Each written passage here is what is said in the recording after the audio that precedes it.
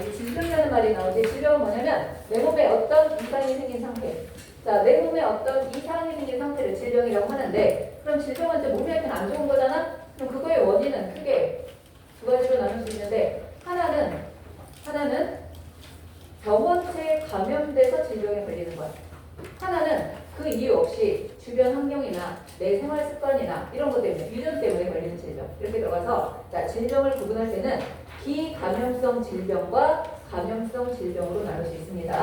자, 비감염성 질병은 병원체 없이 일어나는 질병이라 뭐라고 돼 있어요?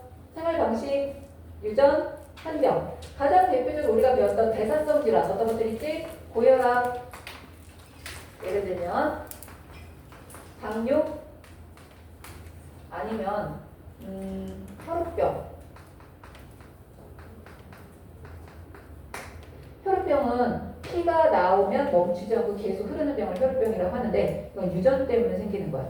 자, 여기는 고혈압이나 당뇨 같은 경우는 생활 방식이나 내가 음식물을 섭취하는 방식 때문에 생기는 대사성 질환이고, 혈우병 같은 경우에는 부모한테 유전자를 받아서 내 의지와 상관없이 걸리게 되는 병을 말합니다. 그래서 그 예에다가 적어주세요. 비감염성 질병의 예. 현우야, 필기하셔야죠. 비감염성 질병의 예를 적으세요. 자, 반면에 감염성 질병은 병원체에 감염돼서 생기는 질병을 말해요. 병원체에 감염돼서 생기는 질병을 말하는데, 이거는 다른 사람한테 전염이 될 수도 있어. 안 되는 경우도 있지만 전염이 되는 경우가 훨씬 더 많아. 그럼 이거의 가장 대표는 뭐가 되겠어? 뭐 결핵이라든지 감기라든지 무좀이라든지 폐렴이라든지 이런 것들은 감염성 질병이 됩니다. 옛날에는 암에 걸리잖아. 자, 암을 비감염성 질병이라고 했어요. 왜냐면 암은 DNA 복제가 되거나 세포 분열이 일어나고 했을 때 돌연변이가 생기는 거야. 돌연변이가 쌓여서 어떤 기능 하나가 툭 터져버리면 암세포로 바뀌게 되거든. 그래서 이 암은 비감염성 질병이다. 왜? 병원체가 들어와서 걸리는 게 아니라 내 몸 안에서 자외선을 많이 쪼이거나 X선 촬영을 많이 하거나 아니면 뭔가 이상한 이제 발암물질이라든지 이런 걸 먹었을 때 걸리는 거니까 이거는 비감염성 질병이다라고 했었는데, 암 중에서 바이러스 때문에 생기는 암이 있어요. 가장 대표적으로 뭐예요?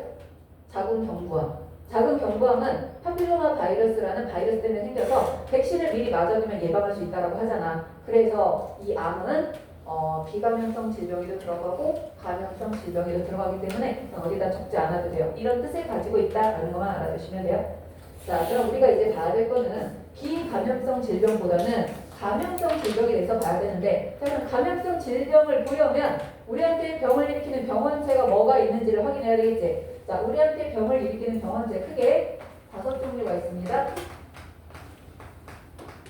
자, 5종류를 나누는 기준이 있어요. 일단 크게 뭐로 나누냐면 생물이냐 무생물이냐. 내 몸 안에 병을 일으키는데 생물이 아닌 애들이 있는 거야. 여러분 알고 있는 거 있어요. 누구예요? 생물이 아닌데 나한테 병을 일으키는 애 하나 있어. 그렇지, 바이러스. 우리 첫 둘째 시간인가에 생물과 무생물의 특성을 다 같이 가지고 있지만 바이러스는 생물이 아니다라고 얘기했었죠. 그래서 첫 번째, 생물이 아니면서 병을 일으키는 애들이 있고, 생물이면서 병을 일으키는 병원체가 있는데, 자, 무생물이면서 병을 일으키는 애를 두 가지로 다시 나눌 수가 있는데, 얘네들을 가지고 있는 성분을 볼 거예요. 첫 번째는 뭐냐면 단백질로만 이루어진 병원체가 있어. 그런데 또 하나는 핵산과 단백질을 모두 가지고 있는 병원체. 자, 그럼 여기서 단백질로만 이루어진 병원체가 누구냐면 프라이온이라고 하는 병원체예요. 핵산과 단백질을 가지고 있는 건 우리가 조금 아까 얘기했던 바이러스. 자, 프라이온 또는 변형된 프라이온이라고 얘기할 건데, 이거 같은 경우에는 그냥 설명 들으세요. 지금 좀 이따가 넣으세요. 자, 프라이온 같은 경우에는 우리 몸에 정상 프라이온이 있어요. 여러분 뇌수직 속에 있어. 정상 프라이온이 단백질이라 자신만의 구조를 이렇게 형성을 해서 뉴런을 지지하고 뉴런의 활성을 도와주는 역할을 하는 거야. 근데 우리가 변형된 프라이온이 들어있는 음식물을 만약에 섭취를 해. 변형된 프라이온이 들어있는 음식물을 섭취를 해서 이 변형된 프라이온이 이 뇌 조직으로 이동을 하게 되면 이렇게 풀려있는 변형된 프라이온이 얘랑 접촉하는 순간에 얘도 이렇게 풀려. 얘가 얘랑 접촉하면 풀리고 풀려버려. 얘네가 풀려버리게 되면 제대로 지지작용이나 뉴런의 기능이 일어나지 않기 때문에 뇌세포가 죽어가기 시작을 해요. 그래서 뇌에 문제가 생겨서 죽게 되는 건데, 자, 이 병이 발견된 게 소들이 어느 날 갑자기 기력이 없어지고 어떤 애들은 막 펄떡펄떡 뛰고 어떤 애들은 소거품을 물다가 흰자위를 부리다 죽은 애들이 있었어. 근데 그게 많이 발견된 거야. 얘네들의 다른 조직을 해부해서 봤더니 전혀 문제가 안 됐는데 뇌 조직을 봤더니 굉장히 많은 뇌세포들이 죽어 있었던 거지.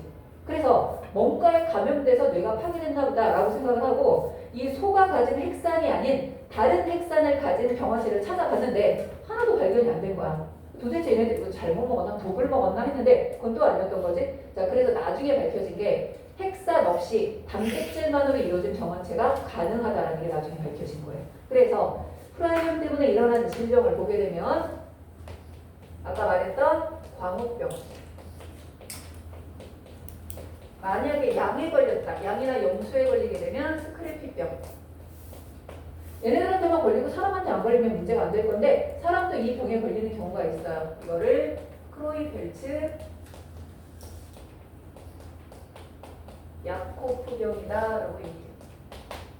그래서 프라이온이 일으키는 질병은 소나 염소나 양이나 사람이나 이런 데 걸리게 되는데 광우병, 스크래피병, 크로이펠츠, 야코프병이 있다라고 보시면 됩니다.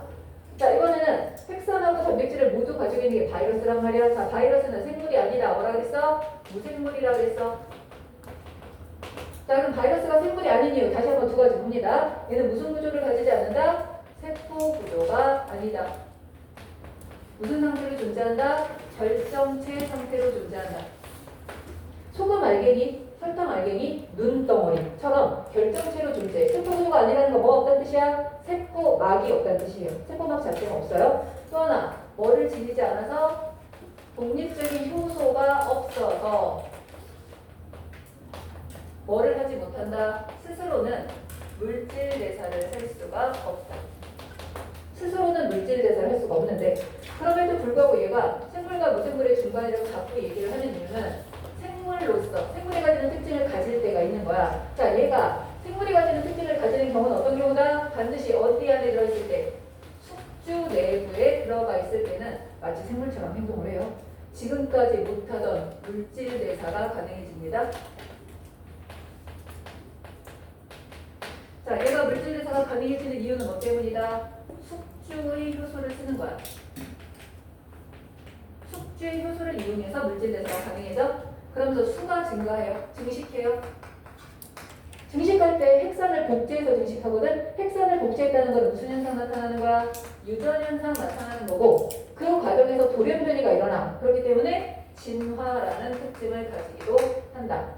자, 만약에 바이러스 병에 걸렸다라고 하면 바이러스 병을 치료하기 위해서 우리는 항바이러스제를 쓰게 됩니다. 항바이러스제를 처리할 거야. 자, 그렇다면 바이러스 때문에 생기는 질병에는 뭐가 있을까? 독감이나 감기나 에이즈는 여러분이 기본으로 알고 있을 거예요. 그건 바이러스 때문에 생기는 거야. 그리고 코로나가 독감 개념이기 때문에 그건 이제 알고 있을 건데, 자, 문제에 잘 나오는 것 중에 하나가 홍역 바이러스, 그 다음에 간염 바이러스, 그 다음 소아마비 바이러스, 이런 게 나와요. 홍역 바이러스, 간염 바이러스, 소아마비 바이러스 이렇게 들어가는데 여기 이제 여러분이 알고 있는 감기라든지 독감이라든지 에이즈라든지 아주 가끔 나오는 것 중에 광견병이 있어요. 광우병은 프라이온이야. 광견병은 바이러스야. 우리가 더 많이 주변에서 볼 수 있는 건 사실은 광견병이죠. 자, 이거는 바이러스 때문에 생기는 질병이다 라고 알아두면 됩니다. 얘는 세포 구조가 아닌 거예요. 세포 구조가 아니다 라고 봐야 돼. 여기까지 일단 정리를 해보십니다.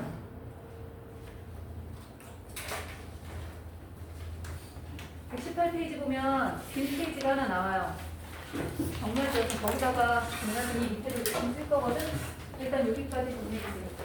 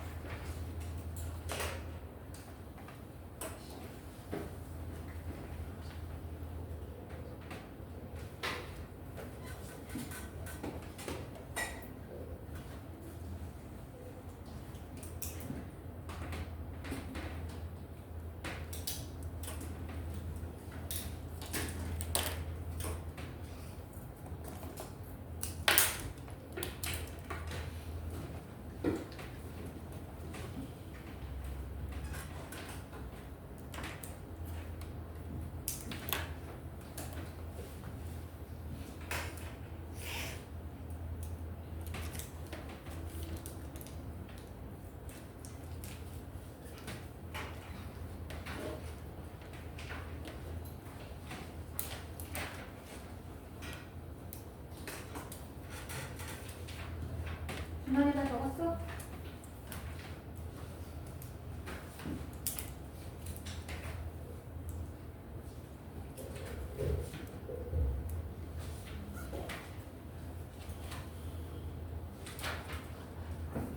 볼까요?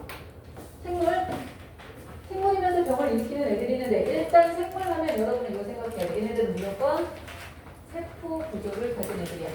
세포 구조를 가졌다는 건 무조건 세포막을 가지고 있어야 되겠죠. 그렇게 봐야 돼요. 그러면 생물이면서 병을 일으키는 애들을 다시 두 개로 나눌 수 있어요.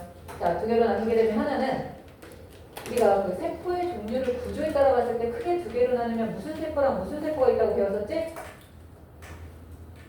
살아있는 세포를 크게 구조에 따라 나누면 응? 뭐라고?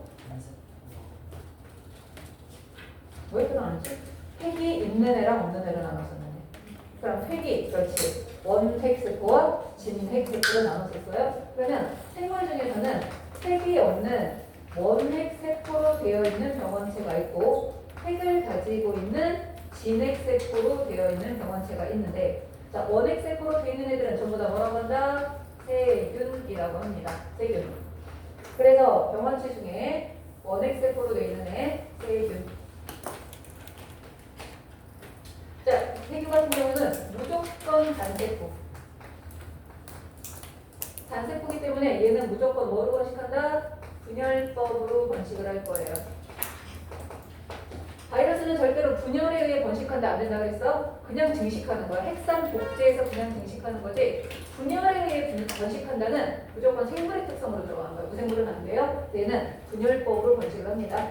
우리가 일반적으로 세균의 구조를 보면 세포막이 있어요. 바깥쪽에 세포벽이 있어요. 이 안에 DNA가 들어있고 여기에 단백질을 합성하는 애가 이렇게 들어있어요. 자, 거기 그림이 간단하게 나와 있죠? 117페이지에. 그건 나도 좀 이따 볼게요. 자, 가장 바깥쪽에 있는 게 세포벽이고요. 안쪽으로 들어가면 세포막이 될 거야.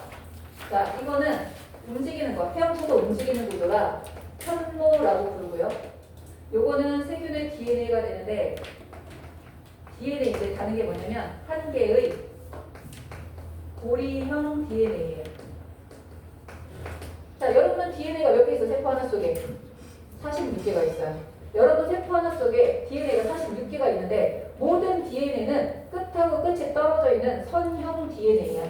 근데 대상균의 DNA는, 세균의 DNA는 딱 하나인데 끝하고 끝이 붙어 있어. 고리형 DNA가 되는 거야. 그래서 한 개의 고리형 DNA가 있고 단백질 합성하는 세포 소기관이 있습니다. 누구? 리보솜. 이렇게 있어요. 세균 중에 대부분의 세균은 병을 일으키지 않아요. 아주 일부 세균이 병을 일으키는 거야. 그래서 병원성 세균은 그다지 양이 많지는 않다라고 이제 알아야 되는데 그렇다면 만약에 우리가 세균병에 걸렸어. 자, 여러분 세균병에 걸리면 뭐로 치료할까요? 이거는 항바이러스제였어. 세균을 죽이는 약물 뭐야? 항생제. 그렇지. 항세균제가 아니라 항생제라고 봐야 돼. 항생제. 항생제로 치료한다라고 보면 됩니다. 자, 그렇다면 세균 때문에 일어나는 질병에는 뭐가 있는지 보도록 할게요. 세균 때문에 일어나는 거.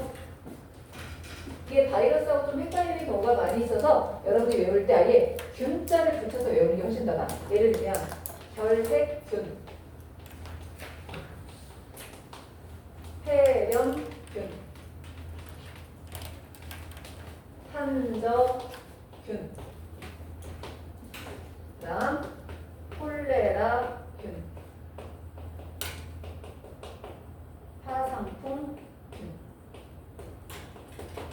결핵균, 폐렴균, 탄저균, 콜레라균, 파상풍균. 얘네들이 세균이 일으키는 질병이다라고 봐야 돼.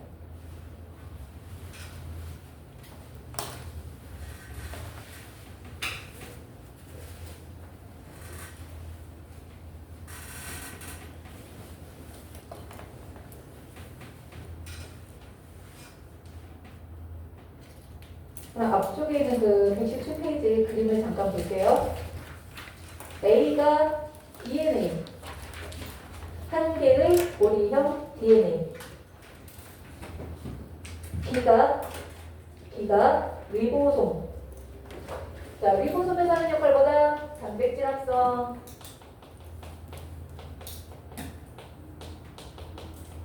단백질 합성이 일어날 거야. 자, 그 다음 C하고 D가 표시가 좀 애매하게 돼 있죠. 여러분이 알아서 하세요. C는 세포막이라고 할게요. C는 세포막, D는 화살표를 좀 바꿔서 가장 겉부분을 이렇게 가리키게. 지금 안에 같이 들어가 있어서 세포막, 세포벽이 구분이 안 되지. D를 바깥쪽에다 화살표를 이렇게 바꿔주세요. 그리고 세포벽이라고 적으세요. E는 운동기관이야. 편모.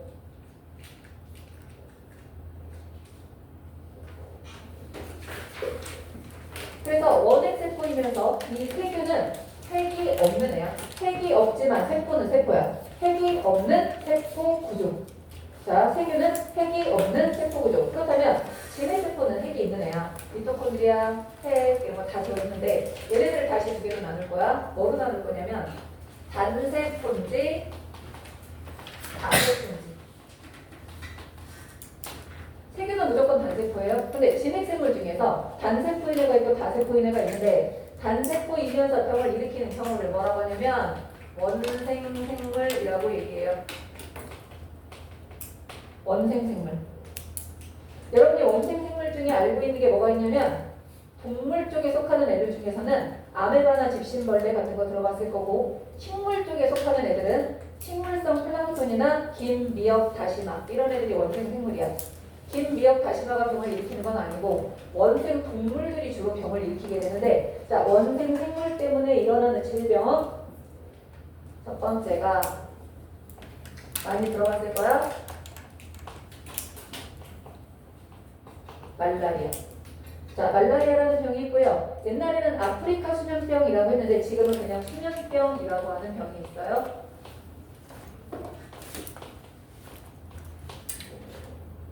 자, 여러분 말라리아 하면 떠오르는 동물이 누구예요? 모기지. 말라리아는 모기에 의해 모기를 감염체로 한다? 모기에 의해 걸린다? 이런 말이 나오면은 이건 맞는 말은 아닌 거야. 자, 말라리아는 누구 때문에 걸리는 거야? 모기 때문에 걸리는 게 아니야. 말라리아 병원충 때문에 걸리는 거야. 모기가 병을 일으키는 게 아니라 말라리아 병원충이 병을 일으키는 건데 모기는 그걸 전달해주는 그냥 운반체야. 모기의 입속에, 모기의 내장 속에 들어있어요. 말라리아 병원충이. 그런데 모기는 병에 안 걸려. 그냥 가지고만 있어. 그러다가 모기가 사람 피를 빨려고 혈관에다 빨대를 딱 꽂는 순간에 얘 입에 들어있던 말라리아 병원충들이 우리 몸으로 들어오게 되면 적혈구를 다 파괴하고 간에 문제가 일어나서 오한과 발열이 계속 왔다 갔다 하다가 탈진해서 죽게 된다라고 하거든. 이게 말라리아인데 말라리아는 아까 말한 것처럼 모기에 의해서 감염이 돼요. 모기는 전달해주는 거야. 실제로 병을 일으키는 거는 말라리아 병원충이고. 자, 수면병이라고 하는 거는 이 병원충, 수면병원충이 있어요. 얘가 만약에 들어오게 되면 중추신경이나 근육에 굉장히 손상을 많이 입어서 통증이 굉장히 심한데 통증이 심한 상태에서 만약에 의식을 잃어버리게 되면 깨어나지 못하고 계속 자는 것처럼 있다가 죽는다. 그래서 수면병이라고 하지만 굉장히 위험한 질병이거든. 자, 이거를 일으키는데 관여하는 게 누구냐면 파리예요. 파리가 저기 모기가 말라리아 병원충을 옮기듯이 파리가 수면병원충을 옮기는 거야. 근데 이 파리가 그냥 파리가 아니야. 채채파리라고 하는 파리인데 흡혈파리예요. 모기랑 똑같이 흡혈파리라서 사람의 피를 빨아먹으려고 할 때 아까랑 똑같은 일이 생기게 되는 거야. 그래서 말라리아와 수면병은 곤충을 매개로 일어나는 질병이다 라고 봐야 돼요. 이거는 말라리아 병원충, 수면병원충 둘 다 뭘 가지고 있다? 핵을 가지고 있는 단세포 생물이 되기 때문에 자, 얘네들도 뭐로 번식을 할 거야? 분열법으로 번식을 할 거야. 아까 세균은 분열법으로 번식했죠? 얘도 분열법으로 번식할 거야. 그러면 자, 병원체 중에 진핵세포이면서 다세포인 애가 있습니다. 걔가 바로 누구냐면 균류가 되겠죠. 자, 균류는 뭐야? 곰팡이를 얘기하는 겁니다. 그래서 다세포이면서 병을 일으키는 애는 균류. 그럼 내가 곰팡이 때문에 병에 걸렸다. 그럼 이걸 치료하기 위해서는 뭘 사용해야 되냐면 항진균제. 옛날에 세균하고 곰팡이 구분하려고 세균은 세균이라고 황자라고 부르고 곰팡이는 진균이라고 불렀어요. 황자이라고 해서 진균이라고 했거든. 그래서 곰팡이에 의해서 생기는 질병을 치료하려면 항진균제를 쓴다라고 하는데, 자, 얘네 같은 경우에 곰팡이 한번 볼게요. 얘네는 몸이 균사로 구성되어 있습니다. 균사가 뭐냐면 곰팡이가 만들어낸 실 같은 성분이에요. 여러분 겨울에 귤 같은 거 사다가 한 박스 사다가 놓고 보면 마지막에 남은 대여섯 개는 조금 천천히 먹다가 회색으로 곰팡이를 완전히 덮인 거 몇 번 봤을 거예요. 그거 돋보기 조금만 확대해서 보더라도 굉장히 가느다란 실 같은 것들이 이렇게 나풀나풀 달려 있어요. 자, 이거를 확대하잖아? 그럼 이렇게 생긴 거야. 여기가 나눠져 있어. 이 안에 뭐가 들어있어? 색들이 들어있어. 얘를 확대해서 보면. 그러면 이렇게 자라던 애들이 어느 날 갑자기 삐쭉하게 올라가. 삐쭉하게 올라가서 여기에다가 세포를 잔뜩 만들어내. 잔뜩 만들어냈다가 조금 충격을 받거나 바람이 불면 나가서 떨어져. 떨어진 애가 다시 세포 분열을 해서 이렇게 커지면서 균사가 되는 거거든. 그래서 얘네들은 균사로 구성되어 있으면서 뭐로 번식을 한다? 포자로 번식합니다. 포자로 번식하는 애들이야. 물론 포자를 만드는데 세포 분열을 하기는 해요. 그래서 살아있는 생물들은 세포 분열에 의해 번식을 하는데, 번식하는 방법을 이름을 붙이자면 세균이나 원생생물은 분열법, 그 다음 곰팡이는 포자법이라고 얘기를 하는 거야. 자, 그러면 얘네들이 일으키는 질병을 볼게요. 가장 유명한 애가 누구야? 무좀. 얘가 제일 유명하죠. 또 하나는 이 곰팡이의 포자가 크기가 무지하게 작아서 약 미세먼지 같은 거야. 미세먼지는 우리 기관지에서 걸러지지가 않아 잘. 원래 커다란 이물질들은 기관지에서 잘 걸러지는데 걸러지지 않고 폐로 들어가서 폐에 질환을 일으켜. 만약에 어떤 사람이 지하에 있는 방에서 오랫동안 살았다라고 하면 지하 같은 경우는 햇빛이 비치지 않기 때문에 아무리 깨끗하게 한다고 하더라도 벽지나 이런 데 굉장히 곰팡이가 잘 쓸어요. 그럼 곰팡이가 생긴 상태에서 얘네들은 계속 번식을 하니까 포자 같은 건 날아다녀. 거기서 자기가 계속 생활을 하다 보면 이 사람이 자기도 모르는 사이에 곰팡이 포자를 계속 먹는 거나 마찬가지야. 이게 폐에 만약에 쌓이게 되면 폐병이 생겨요. 흔히 말하는 만성 폐질환에 걸리게 되는 거예요. 기침도 자주 나오게 되고 아니면 천식이라든지 비염이라든지 이런 게 심해지게 되거든. 이거를 만성 폐질환이다 라고 합니다. 그러니까 지하에 있는 가게라든지 노래방이라든지 이런 것들 있잖아. 거기가 계속해서 곰팡이가 굉장히 자주 피는 장소라고 생각을 해요. 피해야 되는 장소 중에 하나가 되는 거지. 그래서 여기 있는 이 5개가 병을 일으키는 병원체다라고 보시면 됩니다. 자, 그러면 앞에 있는 페이지로 간단하게 정리만 하면 앞에 있는 페이지로 가볼까요? 97페이지. 자, 구성부터 적을게요. 맨 위에 단백질 구성, 무생물에서 맨 위에 단백질, 아래 핵산 플러스 단백질, 그 아래 핵산 플러스 단백질. 큰 네모에다가 적으세요. 핵산 플러스 단백질. 그 다음 무생물은 세포구조가 아니라서 아예 세포를 무슨 세포다 말할 수가 없어요. 그래서 세 번째 칸에다 적으세요. 생물 중에서 하나, 원핵세포. 그 밑에 좀 넓은 네모에다가 진핵세포. 자, 세포수. 세포수는 단세포, 그 밑에도 단세포, 그 밑에 다세포. 자, 병원체 맨 위에 프라이온, 그 밑에 바이러스, 그 밑에 세균, 그다음 원생생물, 균류. 자, 됐어요. 우리 잠깐 쉬었다가 방어작용 이제 들어가도록 합시다.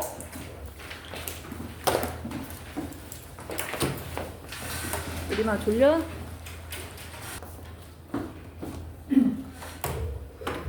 자, 방어작용. 일단 우리 몸에 병원체가 들어오면 우리 몸에서 그걸 막아내는 작용을 하는데 그걸 통틀어서 방어작용이라고 얘기를 해요. 근데 방어라는 단어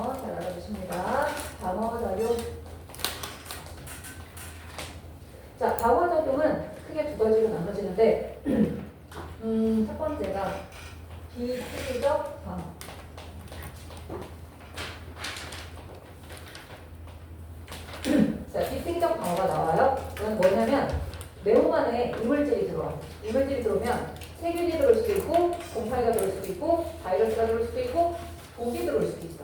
그런데 내 몸 안에 뭐가 들어왔든지 이거 이상하다 싶으면 그냥 일단 공격하는 거야. 내 몸 안에 없는 이상한 애가 들어왔다? 일단 공격하는 거야. 이게 비특이적이야. 세균이 들어왔건 바이러스가 들어왔건 공격하는 방식이 똑같아요. 누가 들어왔는지 상관하지 않고 똑같은 방식으로 방어를 하는 거야. 그래서 비특이적이야. 얘는 누군지 밝히기 전에 일단 이상하다 싶으면 공격부터 하고 보거든. 근데 이걸 뭐라고 하냐면 1차 방어라고 얘기합니다. 얘가 1차 방어예요. 자, 1차 방어를 하기도 하는데 그럼 얘 같은 경우는 처음 들어왔을 때 방어를 했잖아. 어떤 균이. 근데 한 1년 있다 그 균이 다시 들어와? 그래도 똑같이 반응을 해요. 조금 있다 또 들어와? 그래도 똑같이 반응을 해. 그럼 무슨 얘기야? 경험이나 학습이 중요하지 않은 거지. 항상 들어오기만 하면 원래 자기가 하던 방식으로만 방어를 하는 거야. 그래서 뭐라고 하냐면 선천적 면역이다 라고 얘기해요. 태어날 때 그냥 타고 태어난 그 방식대로만 계속해서 반응을 하거든. 자, 누가 들었는지 정확하게 알지 못해도 이물질이다 싶으면 일단 공격부터 하고 보기 때문에 굉장히 신속한 반응으로 나타납니다. 빨리 반응을 하게 되지. 신속한 반응으로 나타나는 게 비특이적 방어가 되는 거야. 자, 그런데 그럼 비특이적 방어랑 상대적인 개념이 있겠죠?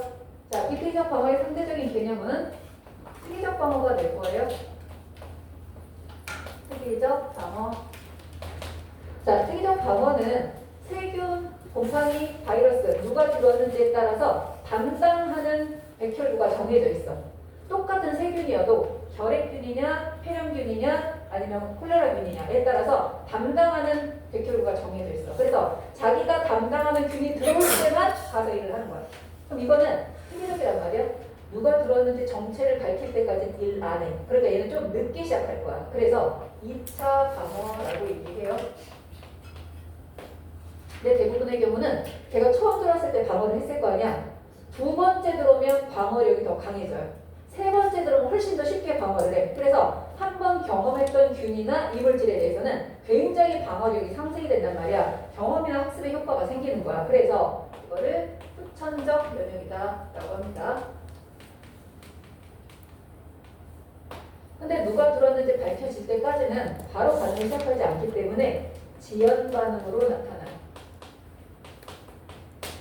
근데 아주 중요한 거 아까 말했지? 한 번 들어온 균에 대해서 기억을 합니다. 면역, 기억 능력을 가지게 돼요. 한 번 들어왔던 애 기억하고 있다가 훨씬 더 반응을 빠르게, 세게 할 수 있는 느낌을 가지고 있는 거예요. 다음 다시 비특이적 방어로 가볼게요. 자, 내 몸 안에 균이 들어왔어. 들어오자마자 빨리 해치우는 거 좋아요. 근데 더 중요한 건 뭐야? 더 좋은 거는 들어오지도 못하게 막는 게 훨씬 더 좋은 거지. 그래서 들어오지도 못하게 막는 거를 외부 방어다라고 얘기해요. 외부 방어.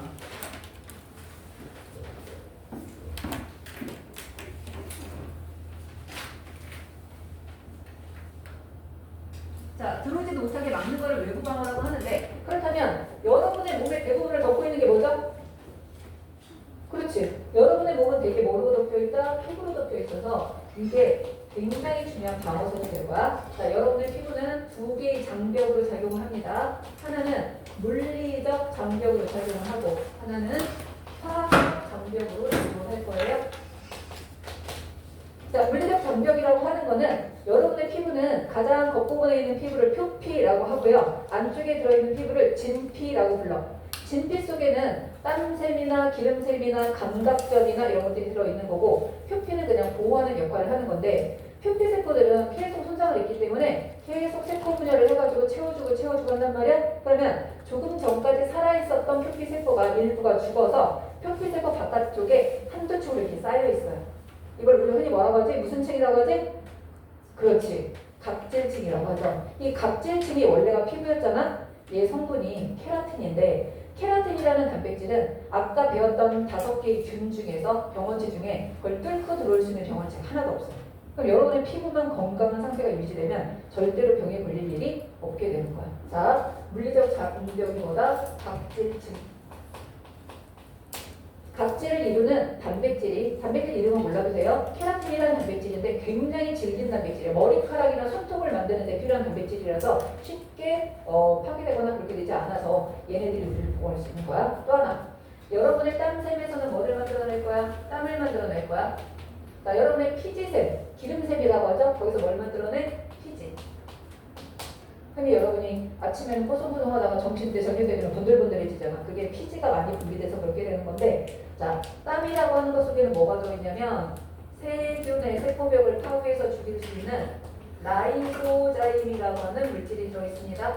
이 라이소자임은 세균의 세포벽을 직접 파괴해서 죽일 수도 있어요. 땀에 이제 이게 들어있는 거야. 자, 피지 같은 경우에는 pH가 낮아. 약산성이에요. pH가 낮으면 여기서는 세균의 번식이 일어날 수가 없어서 여기서도 세균이 번식할 수 없는 조건을 만들기 때문에 피부가 건강한 상태, 그리고 땀 같은 게 났는데 만약에 그게 오랫동안 잘 씻지 않아가지고 이물질하고 땀하고 엉켜져서 땀샘을 막아버리거나 피지샘을 막아버리게 되면 여드름이 되고 뽀드락지가 되는 거야. 근데 그렇지 않은 상황에서 적당량의 땀은 계속 놔줘야 되고 피지도 계속 분비돼서 우리 몸을 코팅해서 보호를 해줘야 된다는 거지. 그래서 얘네들이 일단 굉장히 중요한 외부 방어벽이에요. 근데 여러분의 모든 몸이 다 피부로 덮여있을 수는 없지. 예를 들어서 여러분의 눈에 각질층이 두껍게 있다고 생각해봐. 그 앞이 잘 안 보이겠지. 자, 여러분 혀에 각질층이 두껍게 쌓여있다? 맛을 볼 수가 없어. 그래서 감각기관이나 소화한 다음에 양분을 흡수해야 되는 소화기관은 각질층이 없는 피부로 돼 있어야 돼. 이걸 뭐라고 하냐면 점막이라고 불러요. 약간 끈적끈적한 그런 막이 되는 거야. 부드럽고 끈적거리는 막을 우리는 점막이라고 합니다. 각질층이 없는 피부라고 생각을 해야 돼. 그러면 피부는 각질층이 있어서 보호를 받았는데 점막은 어떻게 보호를 받을 거냐? 점막도 보호를 해야 될 거 아니야? 얘네들을 보호하기 위해서 점막은 계속해서 뭐를 분비해내냐면 점액을 분비해내. 미끈미끈하고 끈적끈적한 점액을 분비합니다. 자, 여러분이 혀로 입 안쪽을 뺨 있는데 입 안쪽을 만져보면 매끈매끈하지? 그 매끈매끈한 게 점액 때문이거든. 걔가 미끌거리다 보니까 여러분이 음식을 먹을 때 딱딱하거나 날카로운 음식을 먹어도 음식을 먹다가 혀가 찢어지고 이 안에 있는 입술이 찢어지는 경우는 거의 없어요. 입 안이 찢어지는 경우는. 이거 찢어지는 경우는 되게 여러분이 이빨로 씹어서 찢어지는 거지 음식물 때문에 되지 않아. 왜? 미끌미끌하니까 미끄러져. 마찰력이 있어서 미끄러지니까 상처를 안 입히게 되는 거거든. 그래서 점액이라는 건 일단 뭘 하게 되냐면 물리적인 상처로부터 보호를 받아요. 물리적인 상처가 일어나지 않도록 줄여주는 작용을 하고요. 얘가 끈적끈적하기 때문에 이물질을 부착시켜요. 눈으로 이물질이 들어가려고 할 때 점액이 잡아서 눈곱이 되는 거고 코로 들어가려고 할 때 잡아서 코딱지가 되는 거고 어쨌든 바깥에서 바로바로 배출시킬 수 있는 그런 덩어리를 만들어주는 역할을 하는 거야. 또 하나 모든 점액에는 아까 나왔던 누구? 라이소자임이 들어있어요. 모든 점액에는 라이소자임이 들어있어서 세균의 세포벽을 파괴하는 기능을 기본으로 가지게 됐어. 그래서 여러분이 만약에 어딘가에 녹슨 칼에 손이 베었어. 자, 녹슨 칼에 손이 베었다라고 한다는 느낌이 이거는 화상통 걸리면 어떡하지? 생각할 수 있어요. 그때 깨끗하게 손을 씻고 침만 발라둬도 굉장히 예방 효과를 가질 수 있다고 할 정도로 라이소자임이 강력한 살균제다라고 이제 생각하면 되는 거야. 그래서 점막이 이런 역할을 하게 된다. 자, 그다음 볼게요. 여러분의 소화기관.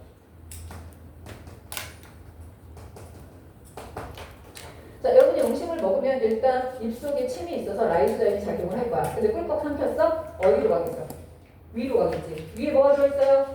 위에 속에 뭐가 들어있어? 위산이 들어있어서 여기는 pH가 너무 낮기 때문에 우리 몸에 들어오는 대부분의 병원체는 위에서 다 죽어요.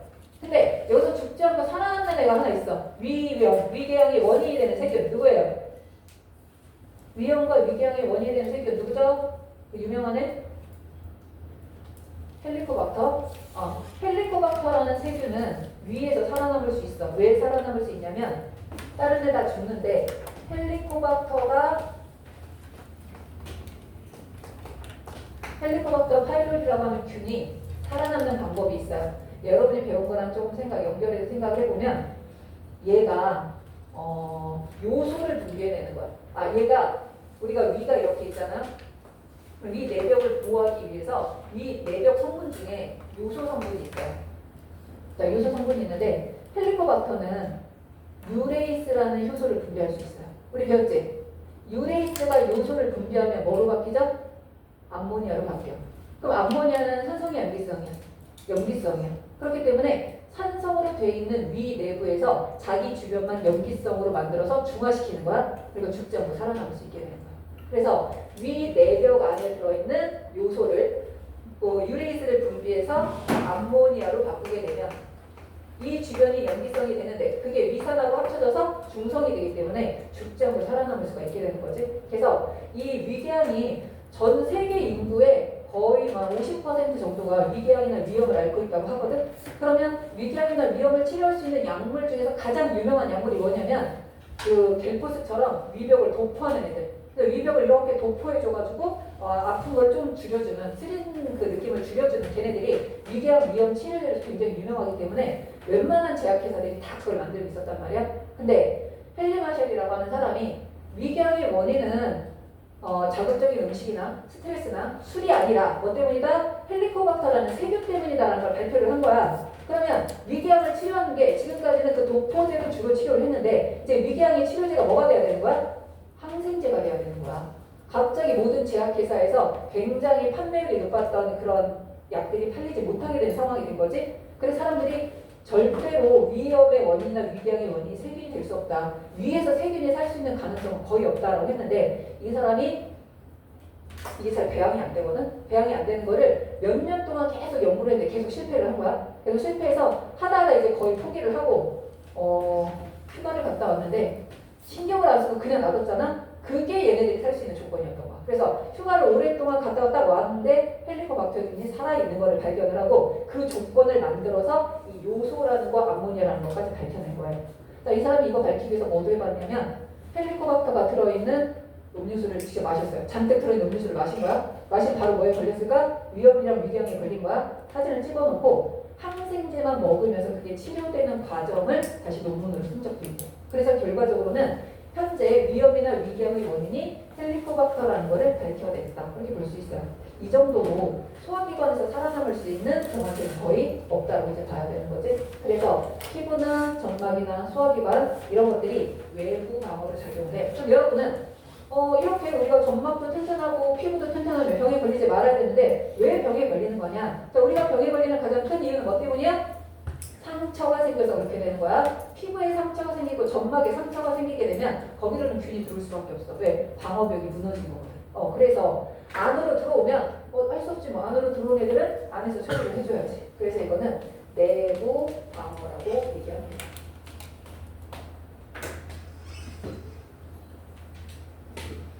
자, 내부 방어라고 얘기하는데, 자, 그럼 봅시다. 우리가 면역이나 방어작용에 관여하는 혈구는 누구다? 백혈구. 라는 걸 알고 있죠? 근데 백혈구는 종류가 10가지가 넘어요. 10가지가 넘는데 그 중에 여러분이 알아야 될 거, 언급되는 애들만 적어볼게요. 일단 대식세포, 그리고 비만세포, 그리고 림프구, 형질세포, 기억세포. 자, 여러 가지가 있지만 이 5가지는 계속 언급이 될 거라서 여러분이 알아둬야 되는데 대식세포, 비만세포, 림프구, 형질세포, 기억세포는 다 뭐의 일종이다? 백혈구의 일종이고 면역에 관한 일을 하게 될 거야. 자, 그러면 내부 방어 중에 첫 번째 균이 들어왔어. 얘가 제일 중요해. 들어오는 균을 다 먹어버리는 거야. 세균이건 곰팡이건 바이러스건 다 먹어서 소화시켜버리는 거야. 자, 그래서 이거를 균을 먹는다. 뭐라고 합니까? 식균작용이다 라고 합니다. 식균작용. 자, 그럼 식균작용을 하는 거 누가 할까요? 이 중에 딱 이름만 봐도 안 해. 누굴 것 같아? 그렇지. 내시기가 하는 거야. 네, 식세포. 여러분, 백혈구는 움직일 수 있는 거 알죠? 적혈구는 그냥 피에 떠서 피가 흐르는 대로 따라서 흐르는 거지만 백혈구는 스스로 에너지 이용해서 이리저리 왔다 갔다 할 수가 있어. 그렇기 때문에 누굴 찾아다녀? 균을 찾아다닐 거란 말이야. 자, 균이 여기 이렇게 있었어요. 이렇게 생긴 균도 있어. 그러면 특이적 면역은 요 세모를 담당하는 애와 네모를 담당하는 애가 따로따로 있어. 근데 백혈구는 대식세포는 세모건 네모건 각선에 있는 데를 먼저 먹어요 이제. 그럼 얘가 점점 이쪽으로 다가갑니다. 슬슬슬슬 다가가서 자기에 있는 몸을 이렇게 만들어요. 이렇게 얘를 토의를 하는 거야. 그리고 그대로 닫아버려. 그럼 이 안에 갇히는 거지. 그러면 대식세포가 이렇게 있는데 이렇게 된 곳에 이 균이 이렇게 들어와 있는 상태가 돼요. 그리고 나면 여기로 다수분의 효소가 들어있는 세포 내 소기관이 여기 연결돼서 여기로 효소를 분비해서 얘를 다 분해시켜버려요. 분해시켜버린 다음에 중요한 겁니다. 뭘 하냐면 나 요런 애 먹었다 이렇게 표시를 해요. 세모를 먹었다 표시를 해. 만약에 얘를 먹었잖아. 다 먹고 소화시킨 다음에 네모 먹었다 이렇게 표시해요. 자, 이거를 뭐라고 하냐면 이렇게 먹은 다음에 바깥에 표시하는데 이렇게 표시하는 이유가 뭘까? 뭘까요? 나는 이미 세모를 먹었으니까 할 일 다 했으니까 다른 대식세포들은 빨리 가서 얘네들을 먹어라 라고 하는 게 아니라 지금 내가 세모를 먹었다. 세모가 네모 안에 들어왔으니까 세모 담당하는 애들 준비하라고 신호 보내는 거예요. 그래서 얘가 먹음으로써 특이적 면역을 하는 림프구들을 활성화시켜주는 거예요. 이걸 뭐라고 하냐면 어떤 애가 들어왔는지 알려주는 거지. 항원 제시 작용이라고 얘기합니다. 여기다 적을게요. 식균작용은 다른 말로 식세포 작용이라고 하는데 기억. 대식세포에 의해 진행. 대식세포에 의해 진행. 아까 말했지만 경험치 종류와 상관없이 진행이 되는 겁니다. 두 번째, 리을. 병원균 분해 후 항원 제시 작용. 항원 제시 작용.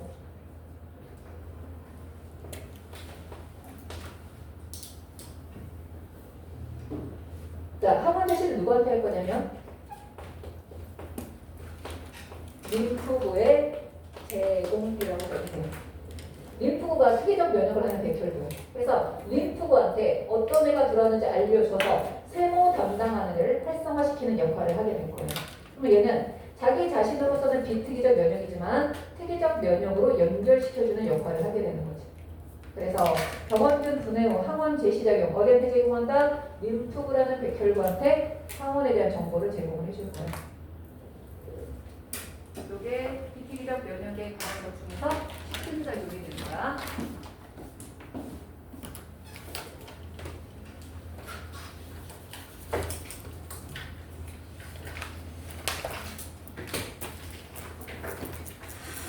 자, 두 번째.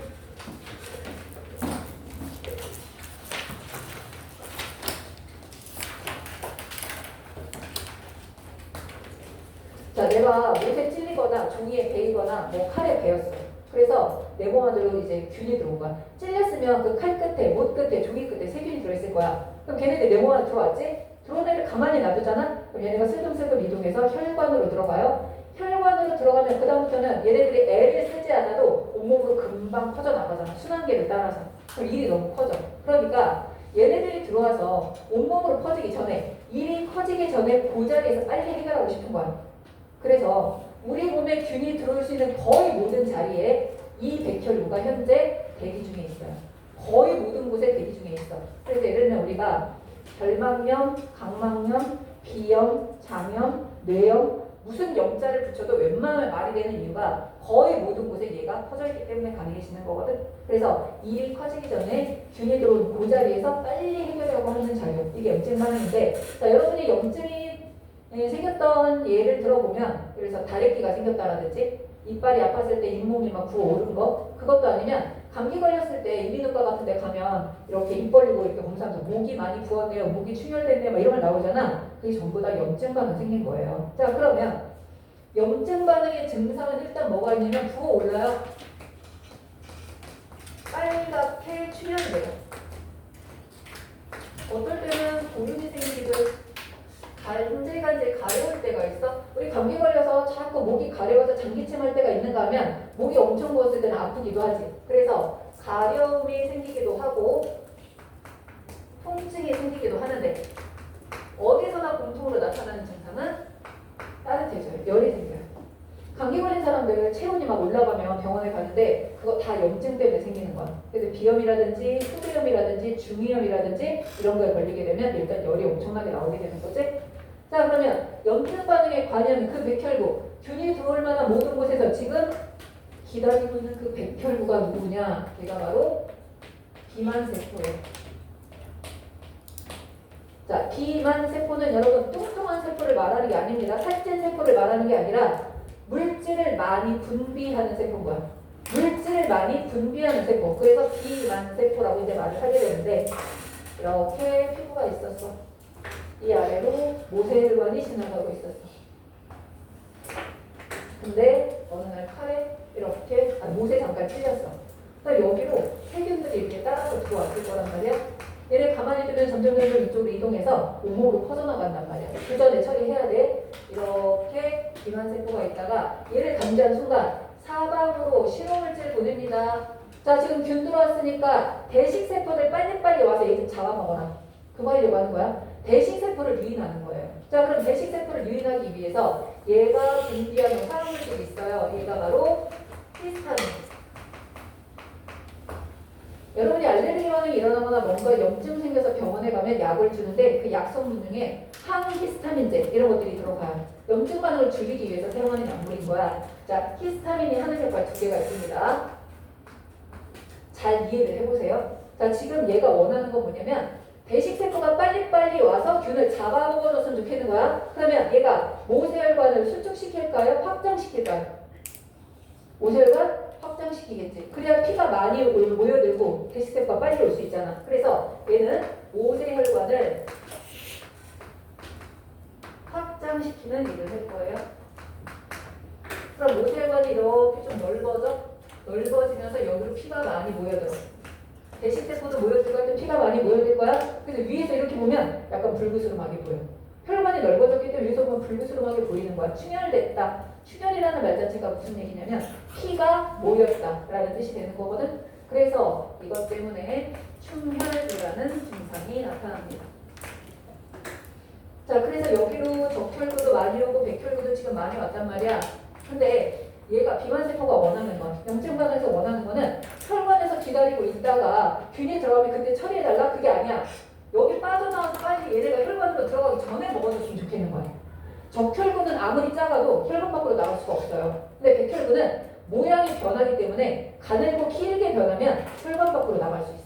모세혈관 밖으로. 근데 좀 빨리 나왔으면 좋겠어. 그래서 얘가 모세혈관의 투박성을 증가시켜. 모세혈관은 세포 하나하나로 되어 있는 애들이거든. 한 층의 세포로 되어 있는 애들이라 요 사이에 조금 간격이 있어서 요 사이로 빠져나가는 건데 요 사이 간격을 좀 더 넓게 만드는 거야. 넓게 만들어서 백혈구가 빠져나가기 좋게 만드는 거예요. 근데 생각해봐. 백혈구가 잘 빠져나갈 수 있도록 얘네가 사이사이 틈이 생기면 당연히 백혈구는 빨리 빠져나가서 여기로 가겠지. 근데 백혈구가 나갈 정도면 누구도 나가겠어? 물도 나가겠지. 피 속에 들면 물이 훨씬 작잖아, 백혈구보다. 그러면 물이 따라 나가, 혈장. 혈장 부분이 따라 나가, 백혈구 나가. 아이고, 자리가 좁아. 부어오를 수밖에 없어요. 그래서 모든 백혈구와 혈장, 액체 성분들이 빠져나오기 때문에 몸이 부어 올라요. 그 자리가. 그래서 이거를 부종이라고 하는데, 부종이 생겼다는 건 무슨 뜻이냐면, 예를 들면 여러분이 어떤 사람이 여러분 얼굴을, 물다기를 팍 잡아당겼다가 놨어. 그럼 여기가 얼려가면서 간질간질해요. 그 이유가 뭐냐면 잡아당기는 순간 여기에 작은 상처가 생긴 거야. 그래서 이게 갑자기 쭉 늘어나는 바람에 여기 자잘하게 상처가 생기면서 찢어진단 말이야. 그럼 처음에는 뭐로 느껴져? 가려움으로 느껴져요. 가려움으로 느껴지는데 이게 더 심해지게 되면 신경을 눌러서 통증으로 느껴지는 거야. 그래서 이게 가려움이나 통증으로 이어질 수 있어요. 그러면 대식세포가 싸우다가 대식세포도 죽을 거고 세균도 죽을 수 있고 이완돌이 혈장 성분이 빠져나서 물이 넘쳐 흘러. 그러니까 그게 뭐가 되는 거야? 고름이 되는 거야. 고름 성분이 되는 거죠. 그 과정에서 열도 많이 날 수 있다라고 이제 생각하면 돼. 자, 그래서 여러분이 염증 반응에서 알아둘 건 첫 번째, 염증 반응에 관여하는 백혈구는 누구다? 비만세포다. 비만세포가 분비하는 화학물질이 누구다? 히스타민이다. 히스타민이 하는 역할 두 가지는 모세혈관을 확장시키고 모세혈관의 투과성을 증가시켜서 결국 배식세포가 식균작용을 잘 할 수 있도록 촉진하는 역할을 한다라고 생각하면 되는 거죠. 자, 그 염증 반응에다 적습니다. 증상 뭐였지? 부종, 충혈, 가려움, 통증, 열 이런 것들. 관련 세포는 비만세포, 관련 방어 물질은 히스타민, 기능 2개 적으시면 돼요. 그러니까 그 그림에서 화학물질 A가 누가 되는 거야? 그게 히스타민이 되겠죠. 세포 B가 비만세포가 될 거고.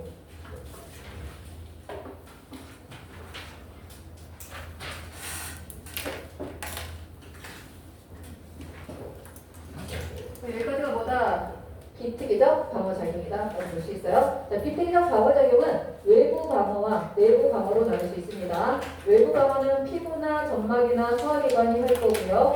내부 방어는 두 가지 알아두시면 돼요. 배식세포가 진행하는 식균작용, 비만세포가 하게 되는 염증 반응. 이 두 가지가 비특이적 면역인데 얘네들이 하는 역할이 중요하지만 면역기능이 잘 일어나게 하려면 담당자들이 활성화돼서 얘네들을 죽일 수 있어야 되거든. 이걸 뭐라고 한다? 특이적 방어 또는 특이적 면역이라고 얘기합니다. 자, 그러면 특이적 방어작용에다가 일단 특징 적읍시다. 아까 했던 거 2차 방어, 아까 적었던 거 2차 방어. 두 번째 후천적 면역, 후천적 면역. 지연반은 면역 기억.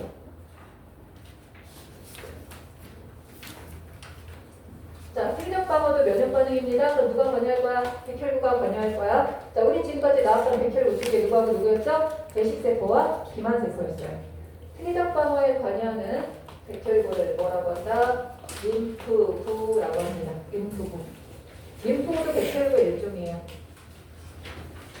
자, 얘네들은 특이적 방어를 하기 때문에 이런 균이 이렇게 있다. 이런 균이 들어왔다. 아니면 이런 균이 들어왔다.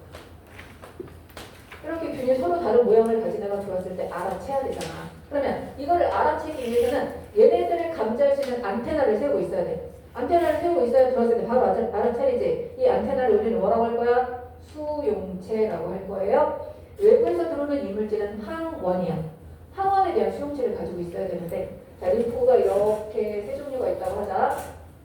그 중에 누군가는 세모를 감지하는 수용체를 만들어서 준비하고 있고요. 누군가는 네모를 감지하는 애를 준비하고 있을 거고, 누군가는 세모와 네모를 같이 감지하는 걸 준비하고 있을 거야. 자, 여기서 중요한 거 1번, 2번, 3번이라고 하고 얘를 기억, 니은, 디귿이라고 할게요. 1번이 들어오면 누가 작용할까? 기억이 활성화될 거예요.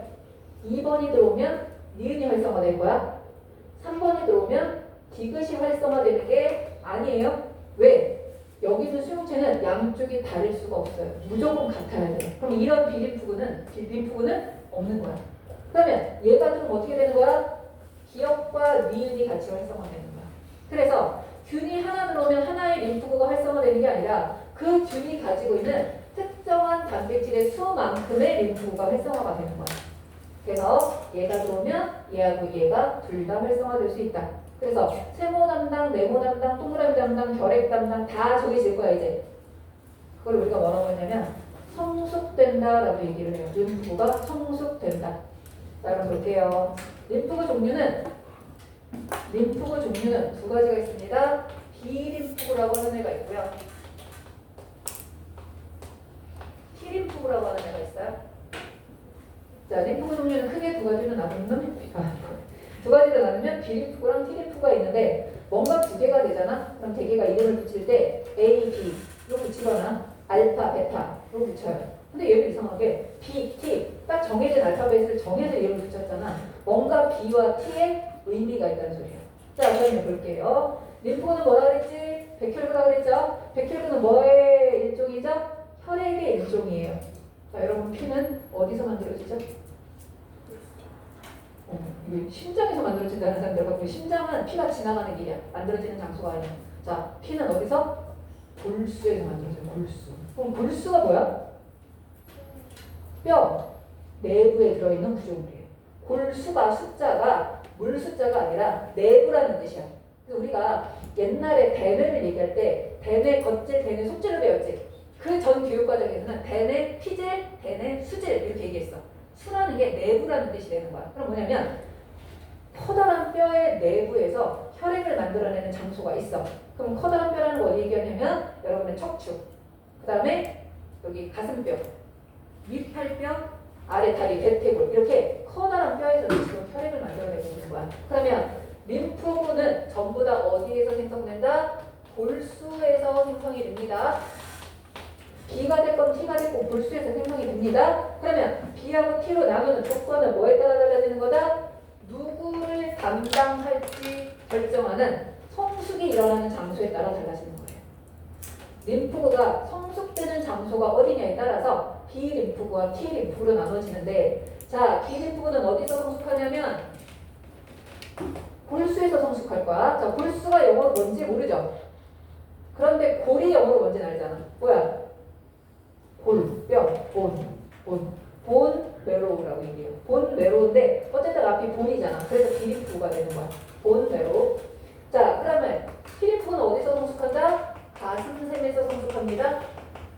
자, 가슴샘이라는 거는 여러분 여기 가슴뼈 있죠? 갈비뼈 말고 가운데 있는 딱딱한 가슴뼈. 가슴뼈 바로 안쪽에 티림프를 성숙하는 내분비샘이 있어요. 자, 거기서 성숙하는데 가슴샘을 뭐라고 하냐면 타이머스라고 얘기해요. 그래서 앞에 있는 T자를 따서 T 림프구가 되는 거야. 림프구의 이름은 B 림프구와 T 림프구가 있는데 성숙하는 장소에 따라 달라진다라고 보시면 돼요. 그래서 B 림프구, T 림프구 이렇게 알아두시면 됩니다.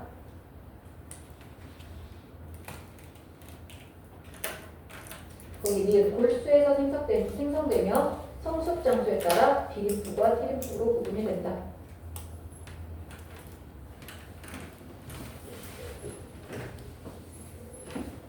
자, 특이적 면역에서 제일 중요한 건 뭐냐면 우리 몸에 이상한 이물질이 들어와. 그럼 그 이상한 이물질을 뭐라고 한다고 했다가 항원이라고 해요. 항원이 들어오면 항원에 다다다닥 달라붙어가지고 항원이 여기 있다라는 걸 표시해주는 애들이 있어. 그리고 항원이 못 움직이게 잡아주는 애들이 있어. 그런 단백질을 뭐라고 하냐면 항체라고 불러요. 그래서 항체가 항원하고 결합해서 면역 기능을 해서 항원 항체 반응이다라고 얘기하거든. 자, 항체는 살아있는 세포가 아니에요. 얘는 항원과 결합하는 단백질이에요. 가끔 문제 풀다 보면 항체가 백혈구 일종이라고 착각하는 경우가 있어요. 항체는 살아있는 세포가 아니야. 그냥 단백질이야. 여러분 피 속에 떠돌아다니는 단백질이 될 거야. 어떻게 생겼냐면 긴사슬 2개랑 긴사슬이라는 길다란 폴리페타이드를 말하는 거야. 짧은 사슬 2개. 4개의 사슬이 연결돼서 이렇게 Y자 모양으로 생긴 애가 바로 항체예요. 우리가 뭐라고 하냐면 면역 글로불린이라고도 부르는 게 바로 항체가 되는데, 자, 항체 요 2개가 긴 사슬이고 요 2개가 짧은 사슬이야. 짧은 사슬의 2분의 1, 긴 사슬의 4분의 1, 긴 사슬의 4분의 1, 짧은 사슬의 2분의 1. 내가 그려놓은 노란 부분 있죠? 그 노란 부분은 어떤 비림프가 만들었는지에 따라서 정말 다양해요. 그러니까 이 부분이 쉽게 말하면 이렇게 생긴 애도 있고 그 부분이 이렇게 생긴 애도 있고, 아까 내가 그렸던 그 그림 있죠? 여기가 그래서 어떤 비림프구가 만들어졌는지에 따라서 달라지기 때문에 여기를 뭐라고 한다? 변이구라고 합니다. 하지만 하얀색으로 되어 있는 것들은 어디서 만들었건 누구를 담당하건 상관없어. 모든 항체가 다 똑같이 생겼어. 그래서 여기는 뭐라고 한다? 불변부라고 불러요. 결과적으로 변이부가 다르다는 것은 얘가 담당을 누구를 할 건지는 변이부를 보면 알 수 있게 되는 거야. 그래서 여기에 누가 결합한다? 항원 결정부가 결합을 하는 거예요. 항원을 결합한다 라고도 해도 되는데 항원 결정부에 결합한다? 뭐 얘기하는 거야? 항원이 이거라면 항원 결정부는 요건 거야.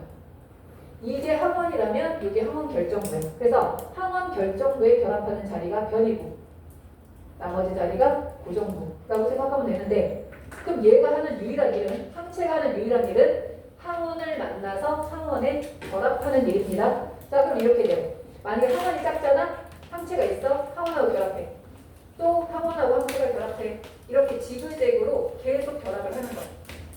그러면 이 항원이 혼자만 돌아다니면서 일을 해야 되는데 뭔가 병을 일으키고 일을 해야 되는데 얘한테 지그재그 잡혀서 움직이지도 못하고 덩어리만 커진 거야. 너무 무거워지니까 그대로 가라앉아 버릴 때가 있다.